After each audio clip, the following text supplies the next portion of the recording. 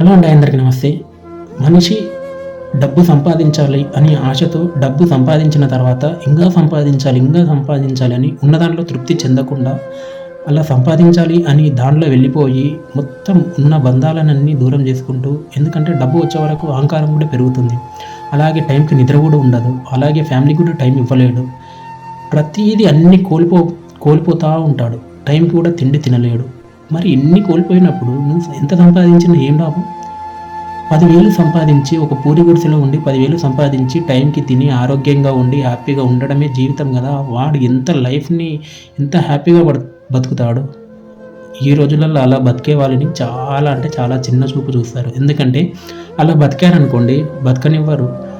మా దగ్గర బంగ్లా ఉంది, మా దగ్గర కారు ఉన్నాయి, కోట్ల ఆస్తి ఉంది అని. ఎందుకంటే అలాంటి వాడు వచ్చారనుకోండి, రిలేటివ్ అయినా కూడా మావాడు అని చెప్పుకునే స్థాయిని మర్చిపోయి వాడెవడో అని చెప్పుకునే స్థాయికి ఎదుగుతారు. ఎందుకంటే అదంతా డబ్బు మహిమ. ఒక్కసారి ఆలోచించండి, మీరు చనిపోయిన తర్వాత మీ వెనుకాల వచ్చేది డబ్బు మాత్రం మాత్రం రాదు. మీ చేతిలో ఉన్న ఉంగరం, బంగారు ఉంగరమైనా కూడా దాన్ని తీసి మిమ్మల్ని కాల్చి బూడిద పెడతారు. లాస్ట్కి మిగిలేది బూడిదని, అంతే.